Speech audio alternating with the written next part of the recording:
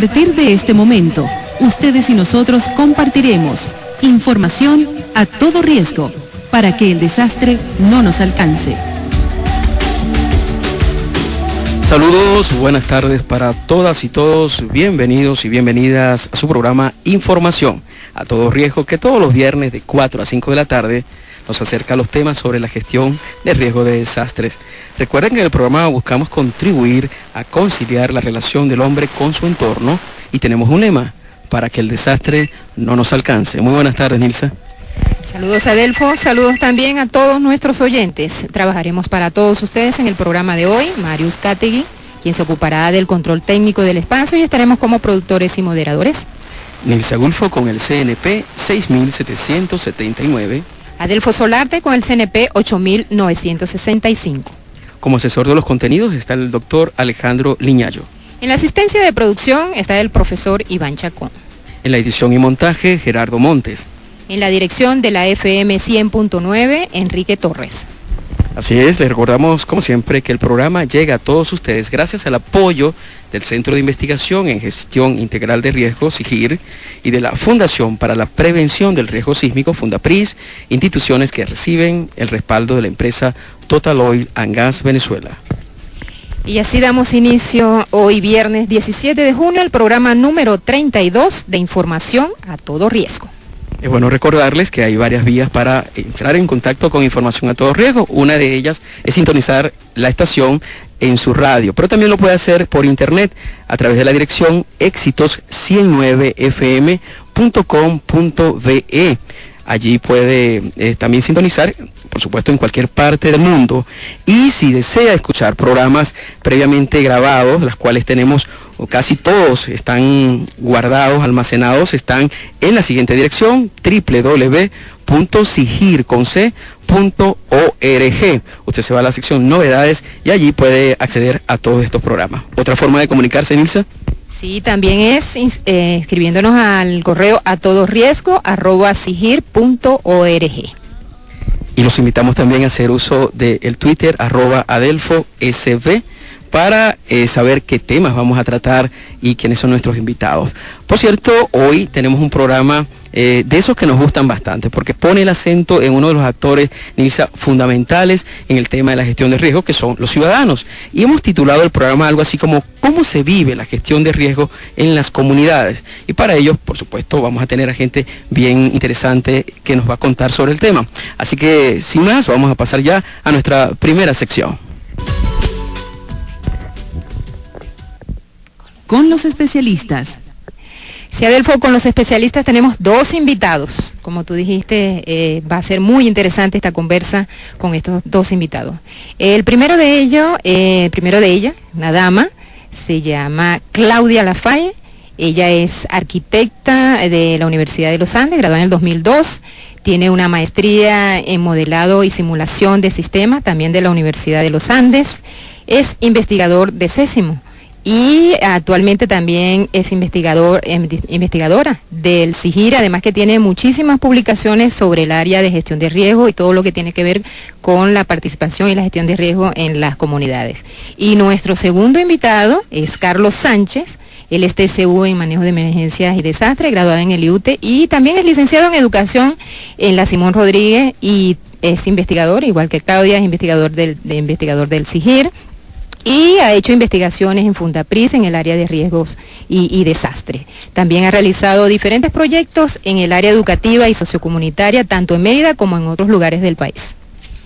Se los dijimos, ¿no? Es gente bien interesante. Así que ellos están aquí hace rato conversando con nosotros y tomándose, por cierto, una agüita, ¿no?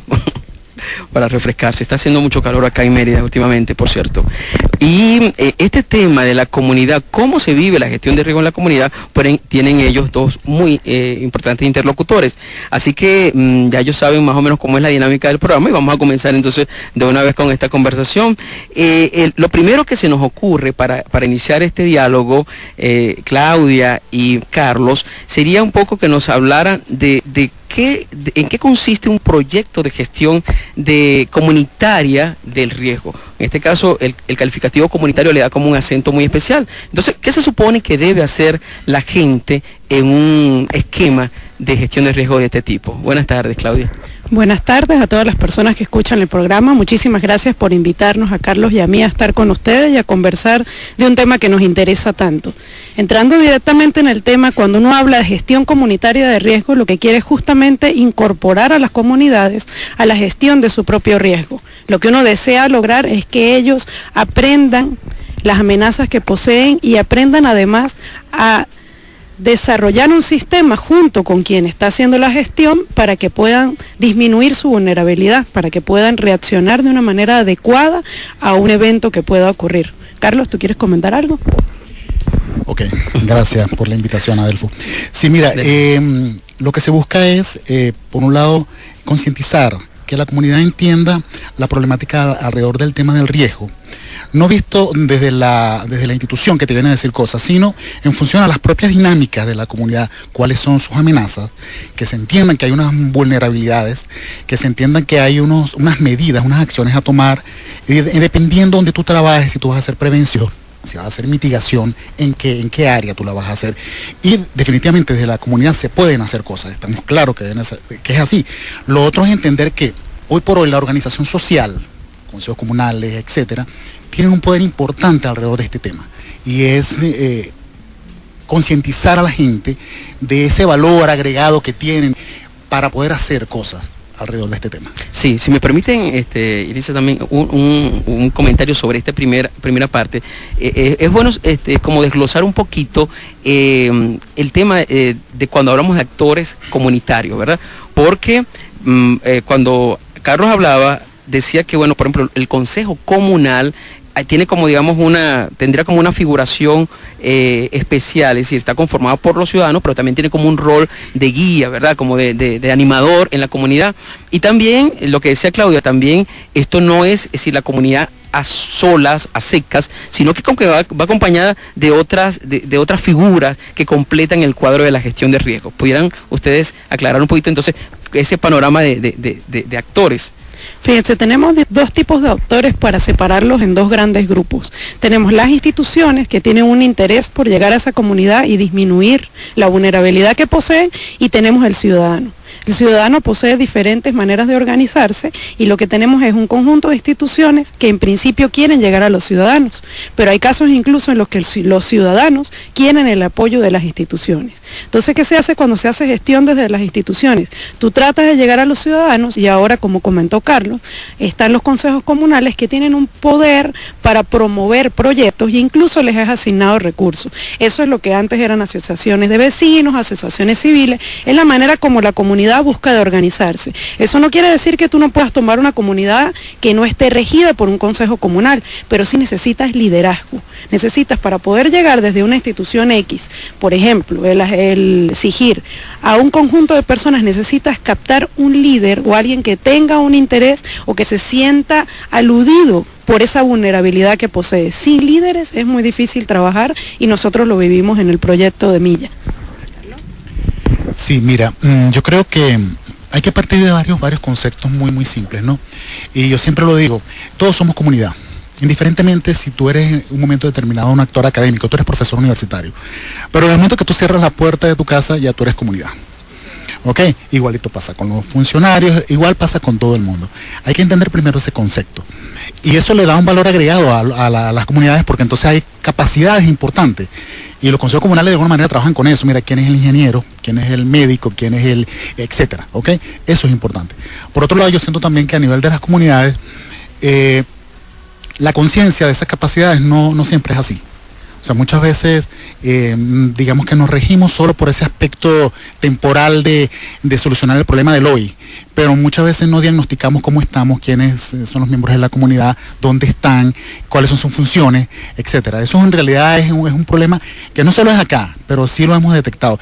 Y eso va en contra un poco de saber cómo enfrentarlo después, porque tú no sabes cuáles son tus capacidades. ¿Okay? Así es. Bueno, la siguiente pregunta igual va para los dos. ¿Qué particularidad le agrega el componente urbano a la gestión comunitaria de riesgo? ¿Podemos establecer diferencias claras con lo que ocurre en sectores rurales? Sí hay diferencias marcadas, tienes vulnerabilidades diferentes. Incluso hay sectores que se hacen vulnerables por la cantidad de población y su manera de construir, por ejemplo.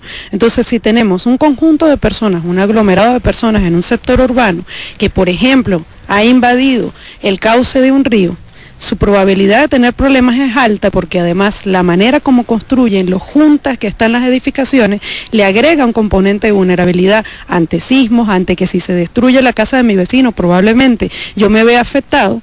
Y en cambio es muy diferente cuando tú trabajas en sectores rurales donde las casas están más separadas e incluso pueden llegar a actuar por separado. O sea, cada casa tiene un problema diferente porque las distancias son diferentes. La otra cosa es la organización. Tú en un sector rural puede que te sea o más difícil o más fácil, depende de la gente y de los líderes. En cambio, en el sector urbano te ves obligado a convocar mucha más gente porque los problemas ya pasan a ser compartidos. Ya son 20, 30, 50, 70 personas que se ven afectadas por un problema, a diferencia de un sector rural que son 4 o 5 casas, por ejemplo. Así es, sí. Para que Carlos siga con esta línea, nos hemos encontrado con situaciones bien interesantes cuando uno sale como periodista a hacer trabajo, por ejemplo en el páramo. Mucha gente reconoce que los campesinos, es decir, en el sector rural, también sean unas manifestaciones muy intensas de organización comunitaria. Más allá de los aspectos físicos puntuales que apuntaba de aglomeración o los cuantitativos de población concentrada, también hay algunos rasgos culturales que sean importantes destacar, Carlos, sobre esto. Sobre el tema de la organización y en los contextos urbanos. Sí, mira, yo creo que es así, definitivamente. La parte rural tiene comportamientos muy particulares. En mi caso, que he tenido la oportunidad de trabajar en el área rural y en el área urbana, hay aspectos culturales muy profundos. De repente tú ves en la parte rural la gente es más comprometida con las cosas, hay mayor organización y más facilidad para la organización. Parece incluso que hay mayor compromiso a la hora de asumir cosas. En la parte pero no urbana, el día a día nos lleva el corre, el no tengo tiempo, el hoy no o el mañana, hace que la gente en la mayoría de los casos se comprometan y bueno, cumplan a medias o no cumplan. Mira, eso fue, yo recuerdo que yo tuve oportunidad de participar en el proyecto Emilla, y cuando nosotros estábamos tratando de reunir a los consejos comunales en algún momento, en esa época, por intermedio de la junta parroquial, nosotros hablamos y todo el mundo nos dijo, sí, vamos a estar allá a las 7 y tal, y yo recuerdo que llevamos unos cachitos y unos jugos de naranja y tal, y total que nos lo terminamos comiendo nosotros. Ok, porque no llegó sino dos o tres personas. Entonces eso te da un poco a ti la dinámica de cómo funcionan estas cosas, ok. Es así, lamentablemente. Eso es cierto. Siempre se ha dicho que los actores fundamentales de la gestión de riesgos son los ciudadanos, ¿verdad? Y más allá de los actores institucionales, académicos, es la gente la que debe traducir esta estrategia. En todo caso, en el caso de Claudio, ¿cuál fue el escenario que se encontraron específicamente donde ustedes realizaron sus proyectos? Y tú también, Carlos. Nosotros tenemos, Carlos tiene una experiencia muy interesante que les va a comentar, que es totalmente diferente a la que tuvimos ambos con el proyecto de Milla. Nosotros nos encontramos con que notamos que tenían unas vulnerabilidades que académicamente las puedes determinar y decíamos, bueno, el problema de esta gente es este y este, que eran las inundaciones, el problema un poco sísmico, teníamos detalladas nuestras amenazas. Resulta que nos encontramos con que la gente tiene problemas más inmediatos, que es lo que estaba comentando Carlos. La gente tiene que trabajar porque tiene que llevar el mercado a la casa, tiene que atender los niños y está envuelta en otro conjunto de cosas que le roban, digamos, el tiempo y el interés. Que un sismo que tiene un periodo de retorno de 100 años me va a afectar cuando tengo que trabajar porque el 15 tengo que pagar todas las cuentas, me tiene sin cuidado el sismo. Entonces nos encontramos en un estado de gente, había gente que sí conocía las amenazas y estaba preocupado, y era un grupo de gente y el resto de la gente no. Sabe que está ahí y sabe que el río creció y que ha habido crecidas torrenciales, pero no me puedo ocupar ahora de eso. Entonces teníamos como diferentes opciones. A ver, en el caso de Carlos, en el caso del registro de la experiencia de la urbanización Don Perucho, ahí surge algo interesante, ¿no? Porque fíjate, cuando se dan los eventos en periodos de tiempo muy largos, la gente se olvida de las cosas. Ok, pero se está dando una situación, que la hemos notado como técnicos, que es que esos periodos se han acortado. Entonces tú tienes eventos que pueden ser pequeños, pero te afectan porque la vulnerabilidad ha aumentado, porque tenemos condiciones vulnerables mayores, tanto en fragilidad como en cantidad, o sea, desde el punto de vista cualitativo y desde el punto de vista cuantitativo. Entonces, ¿qué ocurre? Que ya el riesgo pasa a ser, eso lo decíamos esta mañana, un componente tan importante como el problema de la basura, el problema de la delincuencia. Entonces ya no es aquello de que, bueno, Ahí Claudia tiene una realidad, fíjate, ¿no? En el caso de don Perucho fue otra cosa, y eso hizo que hubiese sensibilidad, ¿okay? A la hora de que cuando se plantearon posibilidades de un proyecto, se dijeran sí, vamos a hacerlo. Así es, vamos a hacer, ya nos están indicando que tenemos que hacer ya nuestra primera pausa para escuchar una promoción institucional y bueno, cuando regresemos vamos a seguir metiendo un poquito la mirada en esos ejemplos específicos, esas comunidades específicas donde ustedes trabajaron. Así que vamos a la pausa y regresamos con más de información a todo riesgo. Información a todo riesgo llega a ustedes gracias al respaldo del Centro de Investigación en Gestión Integral de Riesgos, CIGIR, una innovadora fundación con sede en la ciudad de Mérida que promociona y desarrolla proyectos dirigidos a la reducción del riesgo y la preparación y el manejo de desastres.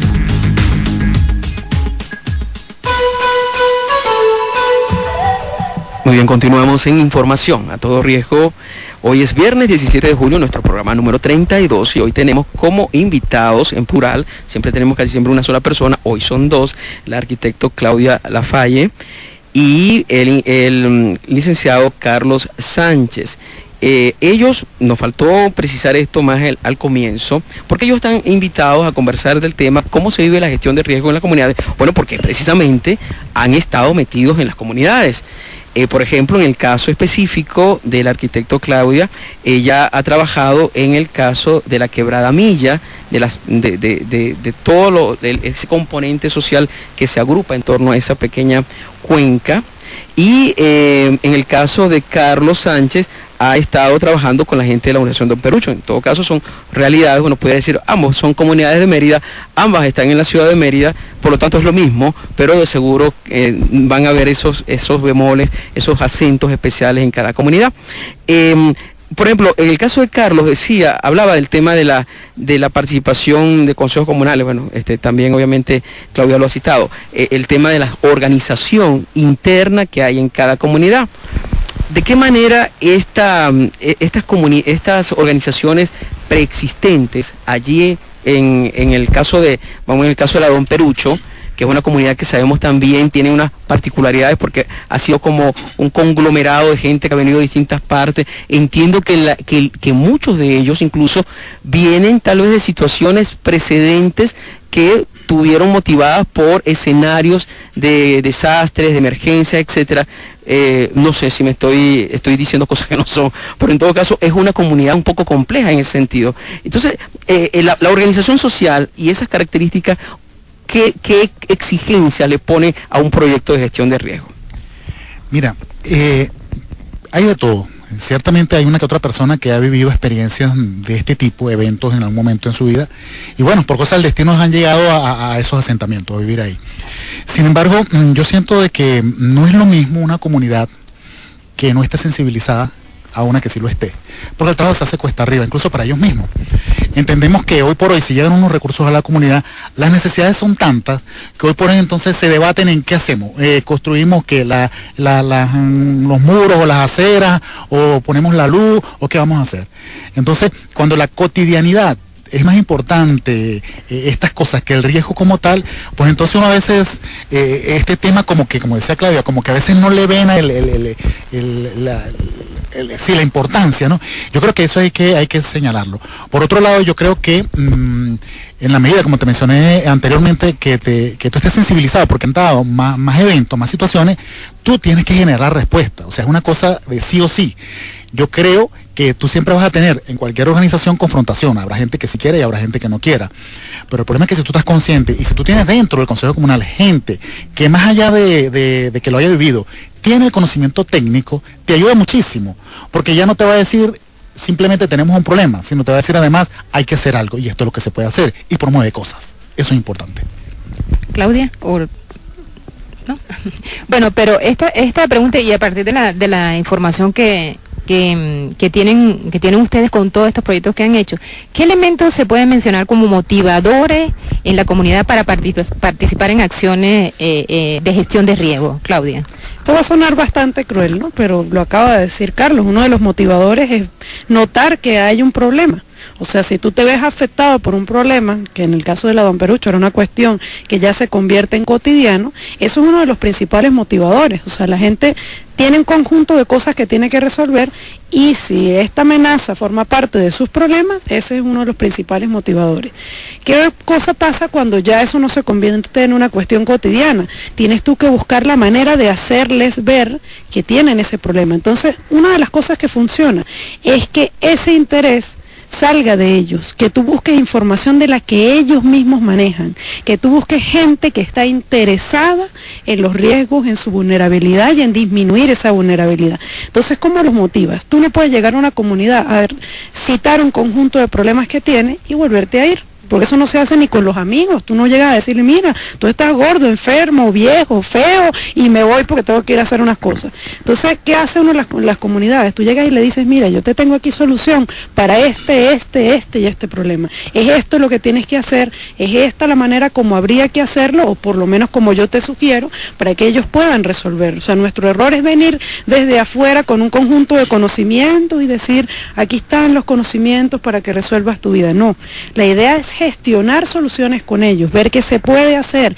que ellos tomen carta en el asunto y dejarles cosas. O sea, decirle, mira, aquí está esta información, aquí está este proyecto, yo te ayudo a montar esto, hacemos esto juntos, para que ellos se incorporen. Esa es justamente la idea, que ellos participen en la disminución de su vulnerabilidad. A ver, Carlos, ¿qué nos puede decir de este tema de la motivación? ¿Cómo motivar? Que es un punto crucial, teniendo en cuenta todos los elementos que ustedes nos han dicho de a veces la dureza que puede tener este tema, tomando en cuenta pues que la gente no coloca este asunto todavía, digo todavía porque bueno, creo que todo el mundo está empujando para que cambie un poco los escenarios, pero todavía es un tema a veces marginal dentro de las preocupaciones cotidianas. Bueno, mira, eso creo que es uno de las grandes disyuntivas que nosotros como investigadores tenemos, que es cómo llegar a las comunidades de una manera que la cosa no se pierda cuando nosotros nos vayamos. Y eso casi siempre es lo que hemos hecho, déjame decirte. Siento que ahí nosotros, y lo hemos hablado en algunos momentos, es la sostenibilidad de las cosas. O sea, ¿cómo haces tú para que esto que hacemos hoy quede en la comunidad, genere frutos? Hay que buscar, evidentemente, hay que ser creativos en ese sentido. Yo te puedo decir un poco por la experiencia de Milla, que hubo circunstancias en las cuales nos vimos así como en un túnel sin salida, porque entendíamos que no había participación de las personas y teníamos que generar entonces estrategias muy creativas para darle motivación a la gente. Claro está, lo que dice Claudia es cierto, el evento evidentemente ese es el mejor motivador de todo, pero cuando no tenemos el evento como tal, entonces tú tienes que, en función de ese target que tú tienes que decir, bueno, ¿cómo voy a tratar eso? Entonces tú haces cosas. Yo recuerdo cuando nosotros estábamos en Milla, a los niños de las escuelas, le tuvimos que generar y diseñar una obra de teatro para explicarles los peligros del río Milla.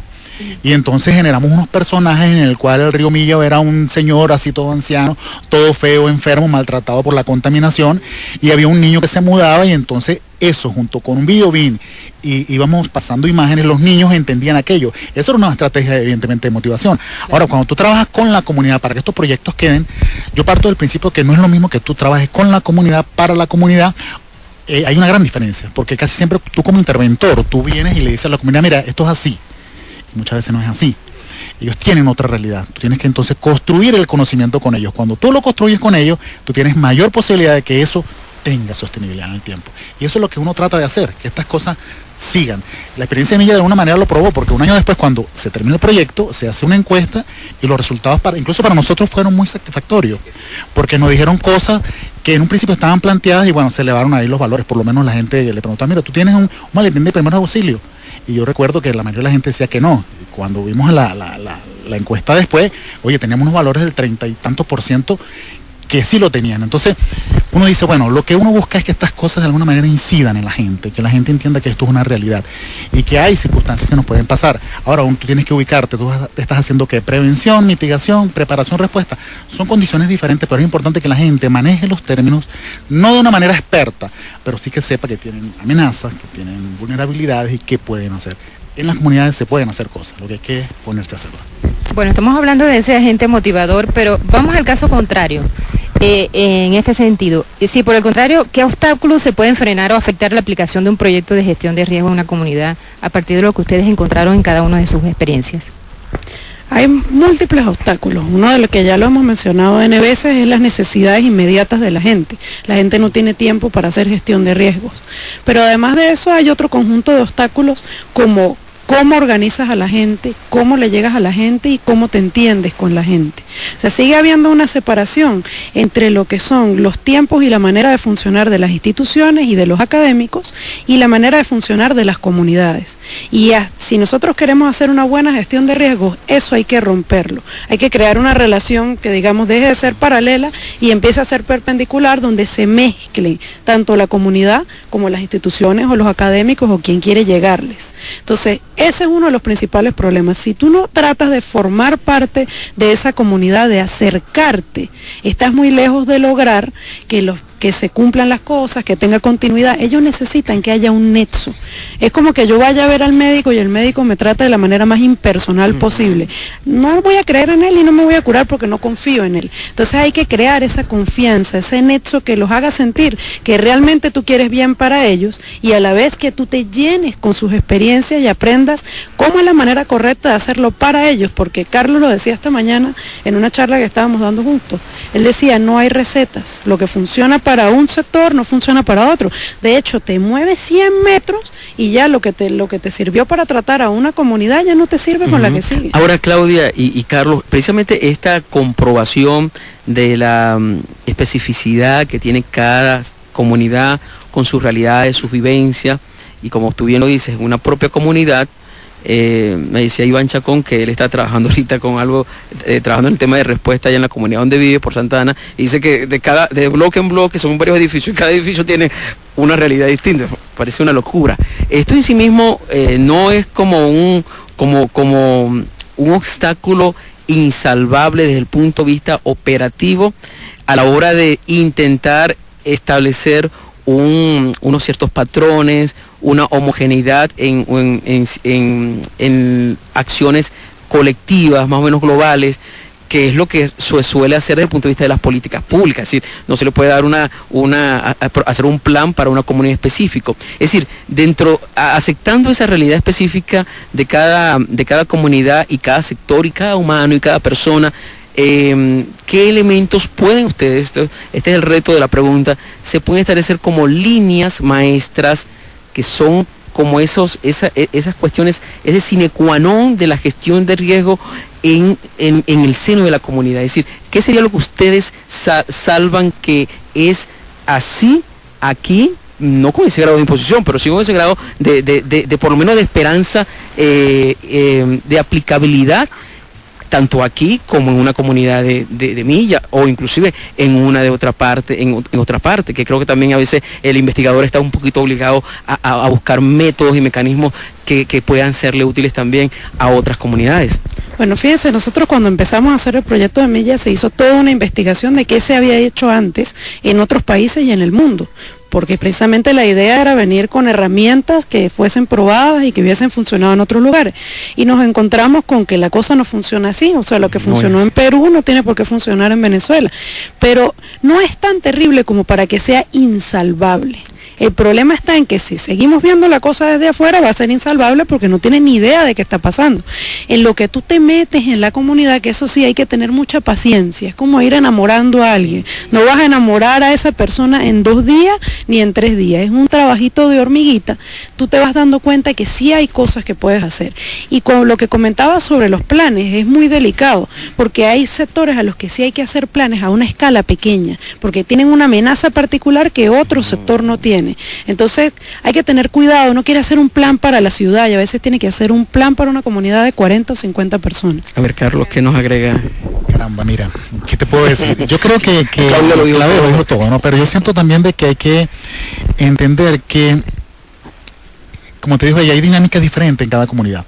Ello implica que muy probablemente tú llegues con muy buenas intenciones, nos pasó en Milla, uno iba con unas cosas técnicas ahí, todas así muy bonitas, y cuando fue allá nos estrellamos. Y eso quería decirte, o sea, el trabajo comunitario está hecho de estrelladas, ¿ok? Tú aprendes esa dinámica y tú tratas como de ir decodificando esos aspectos culturales, esos aspectos que dan ese intrínculis comunitario, las relaciones entre ellos mismos, y es cuando tú comienzas en realidad el proceso. Por eso que muchas veces uno llega así como con la mente muy abierta, ¿ok? Ciertamente, desde el punto de vista del equipo quizás uno sí pueda tener algunas cuestiones muy claras, tiene que ser multidisciplinario, tiene que ser abierto, tiene que ser constante, tiene que ser un equipo que no tenga miedo a la crítica. Yo recuerdo que nosotros nos criticábamos durísimos a veces en algunos temas, pero era importante, porque de alguna manera daba cómo trabajar con la comunidad, pero ciertamente el trabajo comunitario es, de alguna manera, como te dije, trabajar con la ilógica, pues, del ser humano, porque hay cosas que tú dices, Dios mío, pero ¿cómo puede ocurrir estas cosas? O sea, tú dentro de la lógica tú dices no puede ser, y sin embargo tú tienes que abordar, porque esa es la realidad. Bien, Carlos y Claudia, vamos a pedirles a ellos un permisito porque tenemos que hacer una nueva pausa en el programa y evidentemente cuando regresemos vamos a seguir con este interesante diálogo sobre cómo se vive la gestión de riesgo en las comunidades. Investigación, formación de recursos humanos y divulgación del conocimiento científico, 3 pilares fundamentales del trabajo que desarrolla el Centro de Investigación en Gestión Integral de Riesgos, SIGIR. Puedes contactarnos a través de la dirección electrónica www.sigir.org.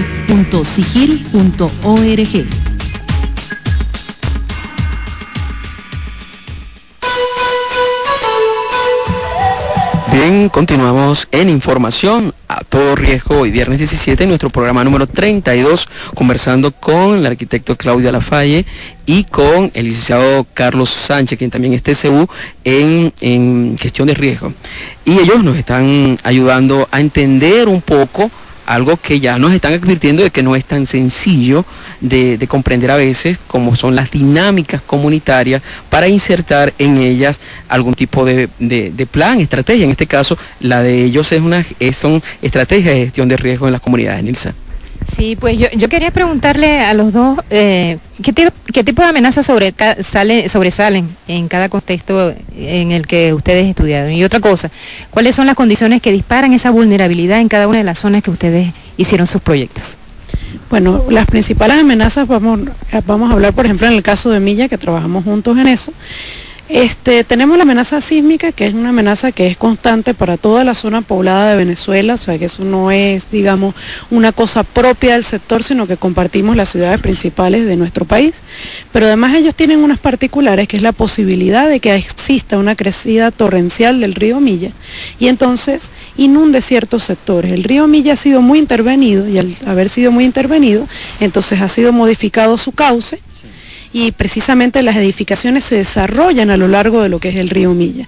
Entonces una de las afectaciones que tienen es justamente que las crecidas del río Milla terminan afectando diferentes viviendas o diferentes edificaciones y por lo tanto convierten a las personas en vulnerables, justamente porque están ubicados en un sector en el que no deberían, ¿no? La otra cosa que notamos y que para ellos sí estaba muy claro es que en el sector San Pedro, que está a mano izquierda de lo que es el zoológico, hay unas personas que construyeron en la ladera de la montaña y ellos una de las principales preocupaciones que tienen es la caída de rocas. Y ellos sí tenían claro ese problema, además de que están construidas las edificaciones en pendientes mayores al 31%. O sea, estamos hablando de una pendiente bastante alta. Entonces, esas amenazas son las que ellos poseen y además percibían como amenazas latentes. Y las personas de San Pedro incluso estaban ya moviéndose a buscar soluciones para eso, porque tenían casas particularmente afectadas por esas amenazas. Carlos. Sí, bueno, mira, en el caso de Don Perucho, en la experiencia que registramos, que fue una cosa muy sencilla en realidad, el registro como tal, el problema que ellos tienen es que por un lado la urbanización como tal se asientan en lo que en un momento fue parte de la Vega del Río, que le decían antes, ¿ok? Entonces el sector 1. Eso creó problemas. En la década del 90 al 2000 ellos tuvieron varios problemas en ese sentido. Y por otro lado ellos tienen a un lado el cerro que llaman Cerro Jajó. Y ahí ese cerro tiene unas torrenteras. Entonces son torrenteras que a veces tienen agua y a veces no, son temporales. ¿Qué ocurre? Cuando hay lluvias, a raíz de que la zona alta está intervenida, porque hay algunos asentamientos, etcétera, se satura muy rápido y drena mucha agua. ¿Dónde va a caer esa agua? En la parte de atrás de la casa. Es una situación. Sin embargo, por eso es que es interesante la experiencia, porque el Consejo Comunal genera, a través de todas estas experiencias, la posibilidad de un proyecto. Ellos construyen un cajón de retención de sedimento hacia un lado de una de las torrenteras, le faltó la otra, que fue la que le dio guerra en septiembre del año pasado. Sin embargo, la que ellos habían hecho funcionó muy bien. Y eso está registrado, funcionó muy bien. Entonces, es eso. Yo lo que entiendo de todo esto, de alguna manera, con esta experiencia, es que en la medida en que tú entiendas cuáles son tus riesgos y tú hagas algo, tú puedes mitigar. Es cierto que tú no puedes prevenir porque ¿qué vas a hacer? Pero tú puedes mitigar aspectos muy particulares. Tú puedes decir, bueno, yo voy a mitigar los daños. No puedo evitar que se dé la crecida. Yo vivo aquí, ¿qué hago? Mudarme, es lo que me queda. Pero si no lo puedo hacer, entonces yo tengo que aprender a convivir. Y ese es el secreto, aprender a convivir con el riesgo. ¿Cómo? Ese es el trabajo que hay que hacer con las comunidades. Exactamente. Hay otro aspecto, tomando en cuenta el hecho de que dentro de la nueva realidad organizativa, los consejos comunales manejan recursos, ¿verdad? Recursos que ellos luego, después de alguna discusión, deciden dónde están las prioridades. Muchos han advertido que esta situación ha traído también una mayor construcción de riesgos.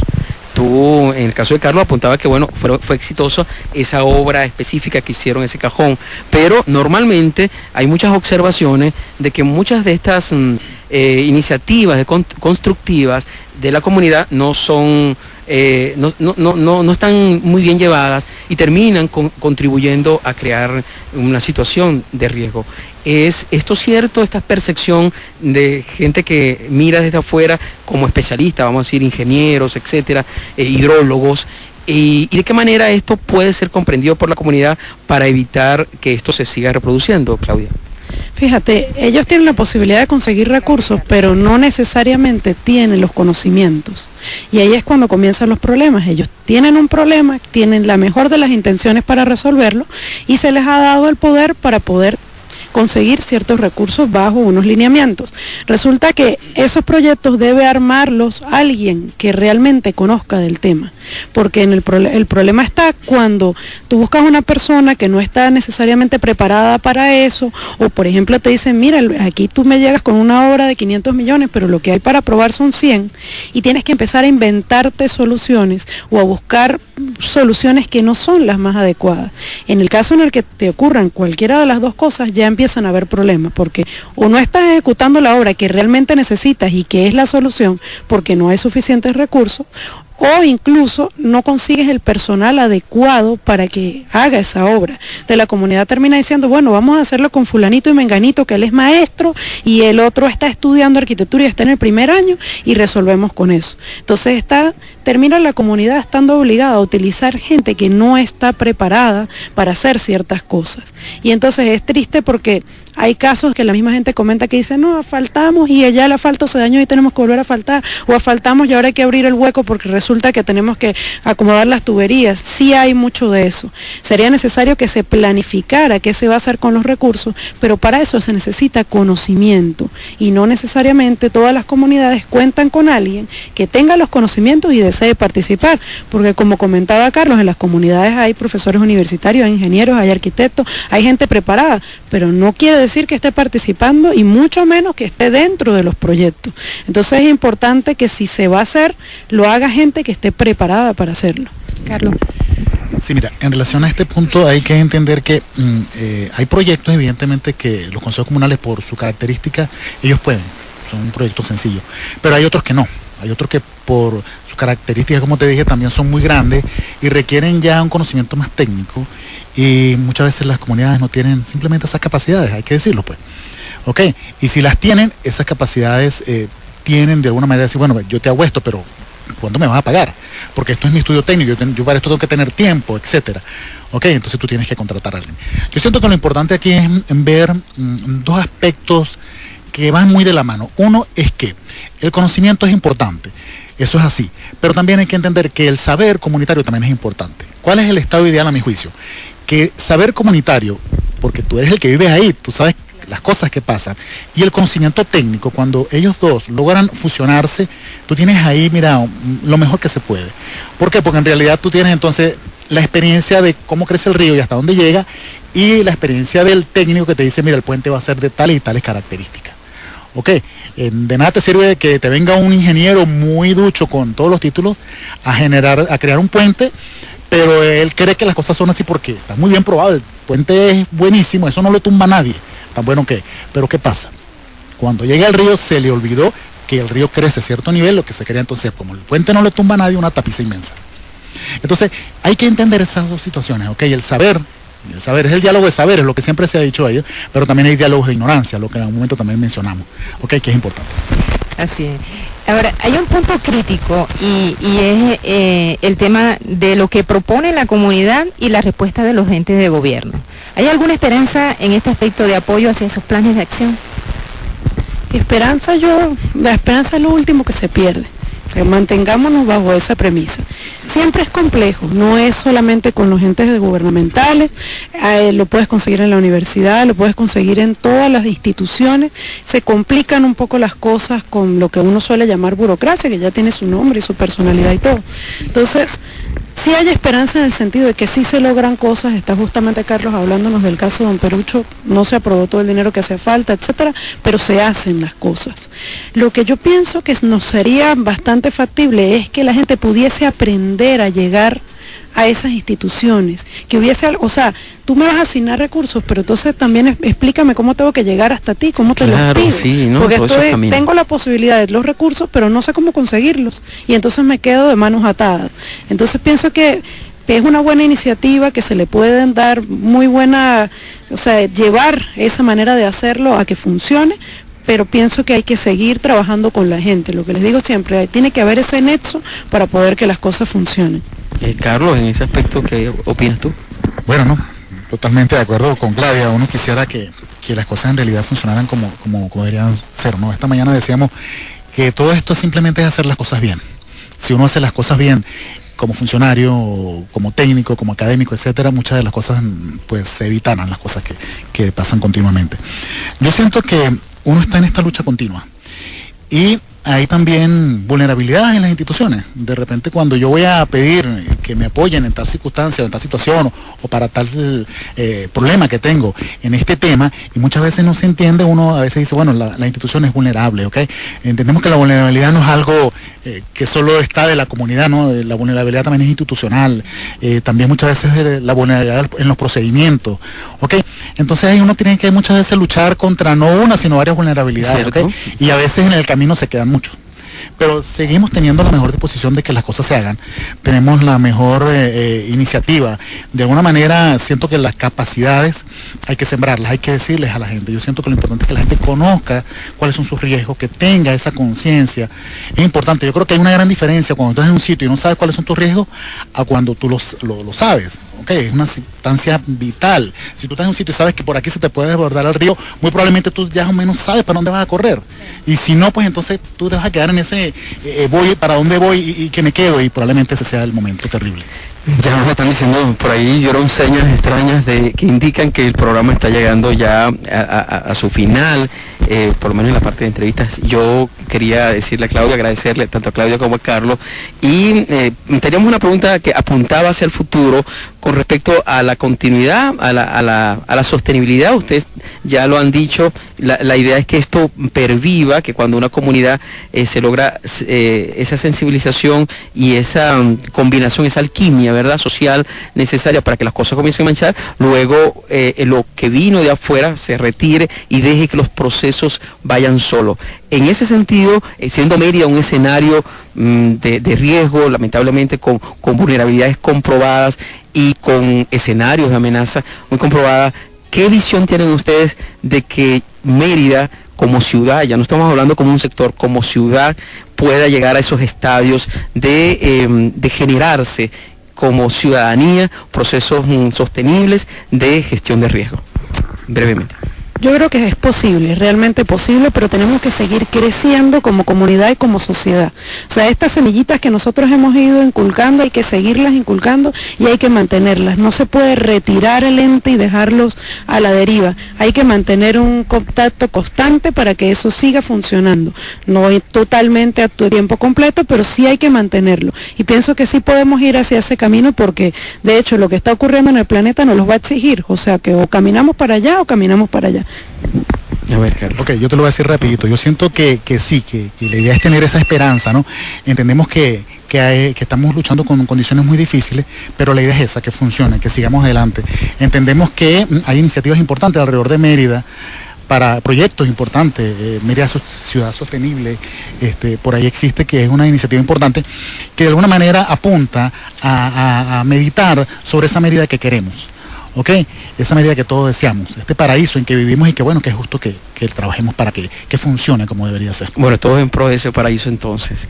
Claudia Lafalle, muchísimas gracias, arquitecto, y a TCU en gestión de riesgo y licenciado en educación, Carlos Sánchez, muchísimas gracias por habernos acompañado. Están por supuesto invitados a seguir conversando y nos han dicho que ya como que por hoy estamos terminando, nos quedaron muchísimas cosas pendientes, pero bueno, así son las cosas del tiempo en radio. Bueno, Nilsa, hay que decirle a nuestros oyentes que de todas maneras el próximo lunes en el Diario de los Andes va a aparecer en la sección de novedades, en la página de información a todo riesgo, versión impresa, parte de lo que conversamos con Claudia y con Carlos, además de la sección de Fue Noticia, que hoy no tuvimos tiempo de leer, de agenda de la semana y de todo lo que faltó. Sí, y también pueden escribirnos al correo a todoriesgo@sigir.org.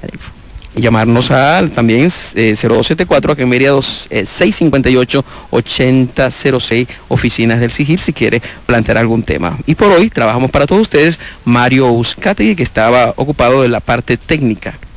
También estuvo con nosotros como asesor de los contenidos el doctor Alejandro Liñayo. En la asistencia de producción estuvo el profesor Iván Chacón. En la edición y montaje Gerardo Montes. En la dirección de la FM 100.9 Enrique Torres. El programa llegó a todos ustedes gracias al apoyo del Centro de Investigación en Gestión Integral de Riesgos SIGIR y de la Fundación para la Prevención del Riesgo Sísmico Fundapris, instituciones que reciben el respaldo de Total Oil and Gas Venezuela. Tuvimos el gusto de compartir hoy con ustedes Nilsa Gulfo con el CNP 6779 y Adelfo Solarte CNP 8965. Recuerden nuestro lema: para que el desastre no nos alcance.